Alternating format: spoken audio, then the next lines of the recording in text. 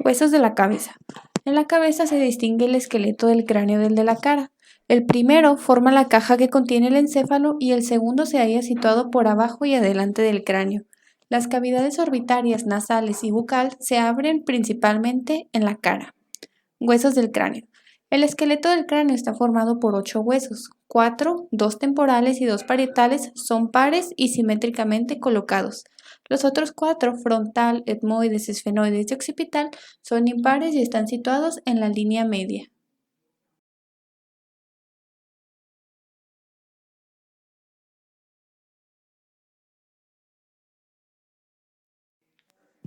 Frontal. Es un hueso plano e impar situado en la parte anterior del cráneo. Presenta una porción vertical superior que contribuye a formar la bóveda craneana y otra horizontal inferior que constituye parte de la bóveda de las cavidades orbitarias. La porción vertical recibe también el nombre de escama frontal. Posee una cara exocraniana anterior y convexa que corresponde a la frente, salvo una pequeña porción lateral que está vuelta hacia afuera y forma parte de la fosa temporal. En la línea media se encuentran vestigios de la sutura metópica, desarrollada en los individuos jóvenes. Por encima de la escotadura nasal, situada en la parte inferior de la línea media, se observa una eminencia llamada jiba frontal media o glabela. A los lados de esta parten dos salientes, arqueados y romos, conocidos con el nombre de arcos superciliares. Por encima de los arcos superciliares existen dos eminencias redondeadas y lisas llamadas jibas frontales laterales, muy marcadas en los niños. A los lados y partiendo de las apófisis orbitales externas salen de las crestas laterales del frontal. Estas, en el cráneo articulado, se continúan con la línea curva temporal superior del parietal y limitan las fosas temporales a la vez que unas superficies triangulares del hueso frontal, facetas laterales, donde se insertan los haces de los músculos temporales. La cara endocraniana de la porción vertical es cóncava hacia atrás. Presenta en la parte más inferior de la línea media un orificio o semicanal que en el cráneo articulado se transforma en conducto y que recibe el nombre de agujero ciego. Por encima de este orificio parte una cresta llamada cresta frontal media que se bifurca enseguida para limitar un canal o surco del seno longitudinal superior. A cada lado de este surco existen unas fosetas más o menos profundas que alojan las vegetaciones subaracnoideas o corpúsculos de Pacchioni y que se llaman por eso fosetas de Pacchioni. Más hacia los lados se encuentran las fosas frontales que corresponden con las jibas de la cara exocraniana. La porción horizontal se distingue igualmente una superficie exocraniana y otra endocraniana. La cara exocraniana está separada de la misma cara de la porción vertical por un reborde romo por el lado interno y afilado por el externo, llamado arco orbitario. Este presenta en la unión de la porción afilada con la roma una escotadura o escotadura supraorbitaria, por donde pasan los vasos y nervios supraorbitarios. Más adentro existe otra pequeña escotadura, escotadura frontal interna, para el paso de los vasos frontales internos. El arco orbitario termina por el lado externo a favor de un saliente prismático triangular, donde va a articularse el hueso malar y que recibe el nombre de apófisis orbitaria externa. Por el lado intrínseco o interno acaba en la apófisis orbitaria interna. Entre ambas apófisis orbitarias internas existe una escotadura en forma de V invertida o escotadura nasal, cuya superficie dentada se articula con los huesos propios de la nariz y con las apófisis ascendentes de los maxilares superiores. En la línea media e inmediatamente por detrás de la escotadura nasal parte una apófisis de forma piramidal con vértice inferior llamada espina nasal del frontal. Se articula por su parte inferior con los huesos propios de la nariz, en tanto que sus caras laterales contribuyen a formar la pared superior de las fosas nasales. La espina nasal lleva en la unión de sus caras posterolaterales una cresta vertical mediana, donde se articula la lámina perpendicular del etmoides. Por detrás de la espina nasal se abre una escotadura rectangular o escotadura etmoidal, limitada lateralmente por dos superficies alargadas de adelante a atrás, anfructuosas y provistas de múltiples cavidades separadas unas de otras por tabiques óseos muy delimitados y delgados. Estas cavidades se denominan semicélulas frontales y en el cráneo articulado forman con el etmoides las células frontoetmoidales.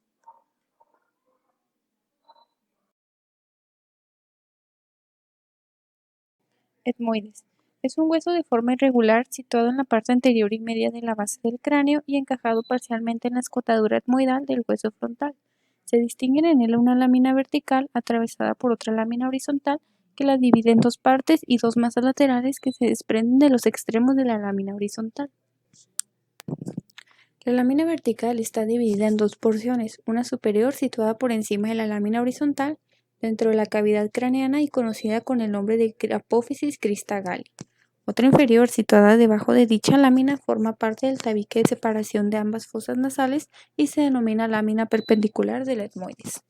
La apófisis crista galli es de forma triangular y su base inferior se confunde con la lámina horizontal. Su borde anterior es casi vertical y se articula en su parte baja con el hueso frontal a favor de dos crestas laterales que limitan una canaladura. Este surco en el cráneo articulado completa el agujero ciego. El borde posterior es oblicuo hacia abajo y hacia atrás y termina en el mismo lugar que la lámina horizontal del etmoides. El vértice es romo y en él se observa la hoz del cerebro. Las caras laterales son convexas en su parte anterior y planas por detrás. La lámina horizontal es de forma cuadrangular, alargada de delante a atrás, cuyos lados se articulan con el frontal en los bordes laterales de la escotadura etmoidal. Está perforada por múltiples orificios, por lo que se le da el nombre de lámina cribosa. Presenta una cara superior dividida en dos porciones por la apófisis crista galli, las cuales son acalanadas de adelante a atrás. En ella se aloja parcialmente el bulbo olfativo, por lo que se llaman canaladuras olfativas. Estas también atravesadas por numerosos agujeros de dimensiones variables dispuestos irregularmente, aunque a veces aparecen orientados en dos o tres líneas anteroposteriores. Vistos los orificios más ampliados con una lente, se observan en su fondo otros orificios más pequeños y numerosos que dan paso a los filetes del nervio olfatorio. En la parte anterior de la canaladura olfativa existen dos orificios mayores. Uno de ellos está colocado cerca del borde de la apófisis crista galli y es conocido con el nombre de hendidura etmoidal y da paso a una prolongación de la dura madre. En otro, situado afuera y ligeramente detrás del anterior, es redondeado y se llama agujero etmoidal. Da paso al nervio nasal interno.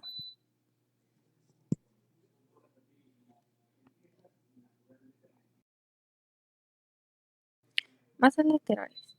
Están comprendidas entre la cavidad orbitaria por fuera y las fosas nasales por dentro.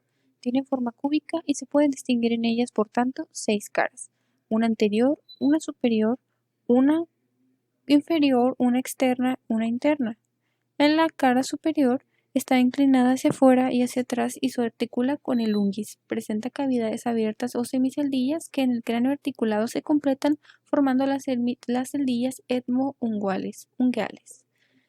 Cara posterior lleva asimismo una o varias semiceldillas, las cuales al articularse con la cara anterior del cuerpo del esfenoides forman las celdillas esfenoetmoidales. La cara superior presenta diversas semiceldillas que, como otras similares de la superficie etmoidal del frontal, constituyen las celdillas frontoetmoidales.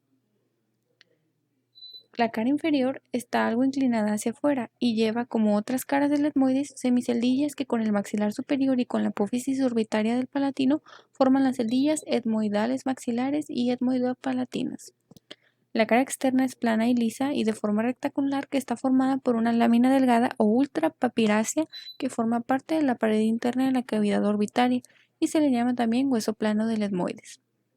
La cara interna, vuelta hacia la lámina perpendicular, destacan en ellas dos salientes laminares, una superior o cornete superior y otro inferior o cornete medio, siendo el último mayor que el primero.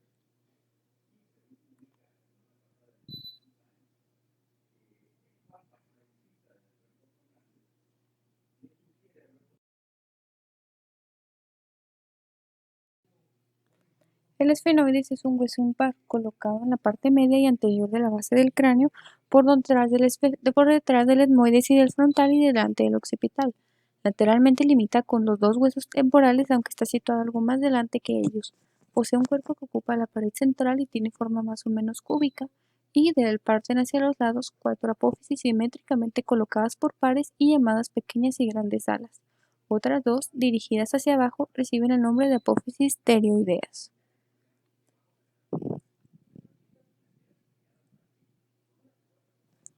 El cuerpo del esfenoides presenta en la cara anterior de la línea media una cresta que en el cráneo articulado se continúa con el borde posterior de la apófisis crista galli. Esta cresta termina anteriormente a favor de una prolongación ósea llamada proceso etmoidal del esfenoides que se articula con el etmoides. El borde posterior del canal óptico es una cresta transversal que ostenta en su parte medial el tubérculo pituitario y sirve de límite anterior a la fosa pituitaria o silla turca, donde se aloja la glándula pituitaria o hipófisis. A los lados de la fosa pituitaria, en el lugar donde las grandes alas se unen con el cuerpo, existe un canal anteroposterior llamado canal carotídeo o canal del sello cavernoso. La silla turca lleva por detrás la lámina cuadrilátera a manera de respaldo. Dicha lámina presenta una cara posterior inclinada hacia abajo y atrás que se continúa con el canal basilar y otra cara anterior que forma el respaldo de la silla turca. Su borde superior termina a los lados de un tubérculo o apófisis clinoides posterior. El borde inferior se confunde con el hueso y los laterales presentan dos escotaduras, una superior por donde en medio de ellas existe a menudo otra pequeña para el motor ocular externo. La cara inferior lleva en la línea media la cresta esfenoidal inferior muy saliente en su parte delantera, donde se continúa con la cresta esfenoidal anterior formando el pico del esfenoides. En la cara posterior es una superficie de forma más o menos rectangular soldada tan íntimamente con la apófisis basilar del occipital que en el adulto solamente se lo puede lograr la separación por medio de un corte de sierra.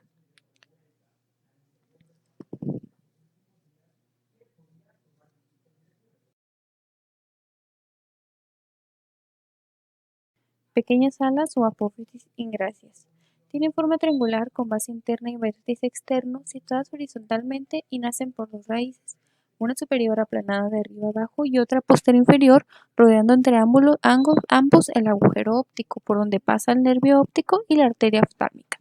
Su cara superior forma parte de la base del cráneo, en tanto que la inferior entra en la constitución de la parte más posterior del techo de las órbitas.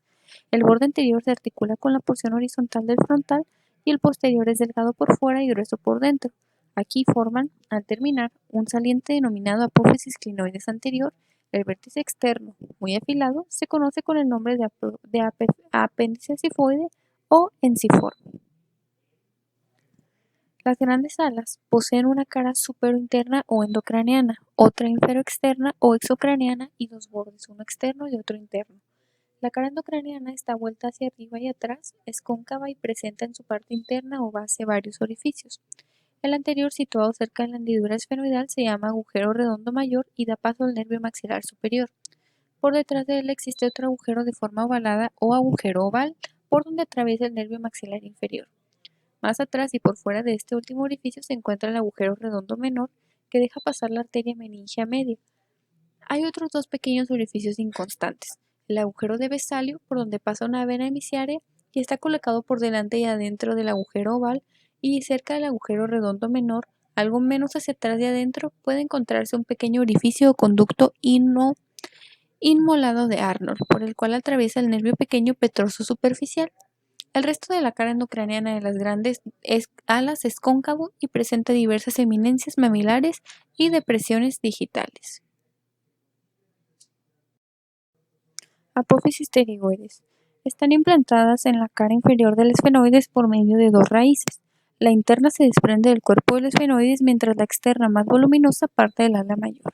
Estas raíces circunscriben un conducto llamado conducto vidiano que da paso a los vasos y nervios vidianos. Las dos raíces se extienden hacia la parte inferior en forma de dos láminas denominadas ala externa y ala interna de la apófisis pterigoides. Ambas láminas permanecen unidas por su borde anterior en más de la mitad de su altura, constituyendo un ángulo diedro abierto hacia atrás conocido como el nombre de fosa pterigoidea. En su tercio inferior, los bordes anteriores de las láminas se separan formando un ángulo, llamado escotadura pterigoidea, donde viene a alojarse la apófisis piramidal del palatino.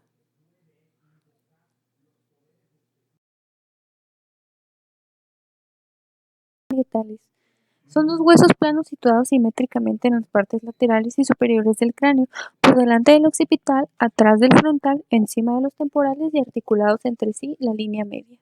Cada uno de ellos presenta dos caras, de las cuales una es externa o exocraneana y otra interna o endocraneana. Además, cuatro bordes, anterior, posterior, superior e inferior, y cuatro ángulos, dos anteriores y dos posteriores. La cara externa es convexa y lisa y lleva hacia su mitad inferior dos líneas curvas hacia abajo concéntricas y rugosas llamadas líneas temporales. La cara interna es fuertemente cóncava, sobre todo hacia la parte media, donde se llama la fosa parietal, que se corresponde exteriormente con la griva parietal. La cara interna es fuertemente cóncava, sobre todo hacia la parte media, donde se forma la fosa parietal, que se corresponde exteriormente con la giba parietal. Su superficie se halla surcada por una serie de canales que se dirigen del borde inferior al superior, ramificándose con la nervadura de una hoja. Constituyen en realidad la impresión de las ramas de la arteria meningea media. Cerca del borde superior y paralelamente a él existe un semicanal con el del hueso opuesto, forman un canal para el seno longitudinal superior y una serie de pequeñas fosas o fosetas de Paccioni, donde se alojan los corpúsculos de Paccioni. En el tercio posterior del canal mencionado existe un orificio, que es el agujero parietal, donde pasa la vena emisiaria de Santorini.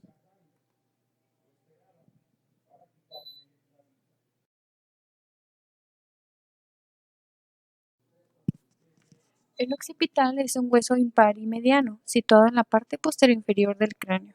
En su parte inferior destaca un gran orificio, de diámetro enteroposterior mayor que en el transverso, llamado agujero occipital. Por delante de este hay una superficie cuadrangular o apófisis basilar, y por detrás un segmento de esfera conocido como la escama del occipital, y a los lados de dos masas óseas con superficies articulares por su cara inferior o masas laterales del occipital. La apófisis basilar es de forma cuadrilátera y situada entre el agujero occipital por atrás del cuerpo y del cuerpo del esfenoides por delante, con el cual se articulan, como ya se ha dicho, tan fuertemente que se desprende solamente con la sierra. Posee dos caras, una inferior o exocraneana y otra superior o endocraneana, y cuatro bordes, anterior, posterior y dos laterales. La escama del occipital, en ella se distinguen dos caras y dos bordes.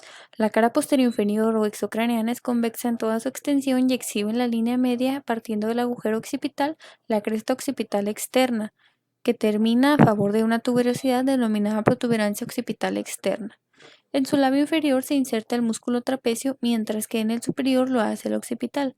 De la parte media de la cresta occipital parte otra línea rugosa o línea curva occipital inferior, que es casi paralela a la superior, también cóncava hacia adelante, y se termina lateralmente en la apófisis yugular. Da inserción por dentro al pequeño recto superior y por fuera al gran recto posterior y al pequeño oblicuo, y con todos músculos profundos de la nuca.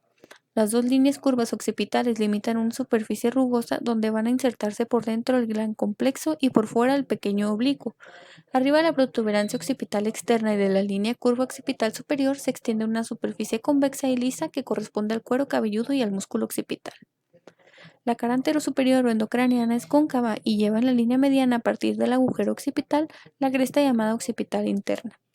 En su parte inferior, esta cresta se bifurca en dos ramas que se pierden en los bordes del agujero occipital, mientras hacia arriba termina en una saliente o protuberancia occipital interna que se corresponde con la protuberancia occipital externa. La confluencia de los canales o el canal longitudinal para el seno longitudinal superior corresponde a los senos que reciben el nombre de presa de Gerófilo. La cresta occipital interna y los diversos canales de los senos dividen la superficie endocraneana en cuatro cavidades, de las cuales dos son superiores y se denominan fosas cerebrales, y dos inferiores o fosas cerebelosas. Los bordes superiores de la escama son dentados y se articulan con el borde posterior de los parietales, en tanto que los bordes inferiores, igualmente dentados, se articulan con la región mastoidea de los temporales. Temporales. Los huesos temporales están situados a los lados de la parte media de la base del cráneo, extendiéndose por las caras laterales de este. Cada uno de ellos se articula por delante con el esfenoides, por detrás con el occipital y por arriba con el parietal. El temporal del adulto resulta de la soldadura de tres piezas independientes en el embrión: la escama, el hueso timpánico y la roca. Estas tres piezas, al soldarse unas con otras, en su desarrollo originan una serie de suturas más o menos visibles y permanentes. Así, la porción escamosa crece hacia abajo y atrás, formando la porción mastoidea, la cual, al soldarse con la base de la roca, da origen a la cisura petroscamosa posterior. La misma porción escamosa, al unirse con la cara anterosuperior de la roca, produce la cisura petroscamosa superior visible en la cara endocraneana. El anillo timpánico se suelda con la porción escamosa, originando la cisura timpano-escamosa anterior o cisura de Glaser. El mismo anillo forma, al unirse por detrás con la apófisis mastoidea, la cisura timpano-escamosa posterior. La escama del temporal es más o menos semicircular y de forma que muestra una cara interna y otra externa. La parte superior de la externa es lisa y casi plana y va recubierta por el músculo temporal, y en ella se puede observar algunos surcos producidos por las arterias temporales profundas. La parte inferior o inferointerna queda separada de la superior por la apófisis cigomática. La extremidad posterior se continúa insensiblemente con la porción basal. Esta porción basal, aplanada de arriba a abajo, tiene su cara superior acanalada y en ella se deslizan los haces posteriores del músculo temporal.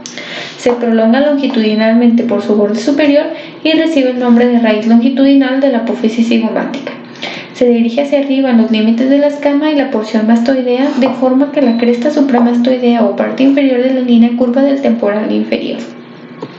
En la parte inferior de la porción basal de la apófisis cigomática y vuelta ya hacia el lado inferior del cráneo, se encuentra una cavidad elíptica de eje mayor transverso denominada cavidad glenoidea. Por su fondo atraviesa la cisura tímpano-escamosa o cisura de Glaser. La cara interna de la escama lleva depresiones, eminencias y algunos surcos vasculares para ramos de la arteria meningia media. La parte libre del borde de la escama representa los 2/3 de la circunferencia. Es biselado en su parte superior y posterior a expensas de su lámina interna, articulándose en la zona con el parietal.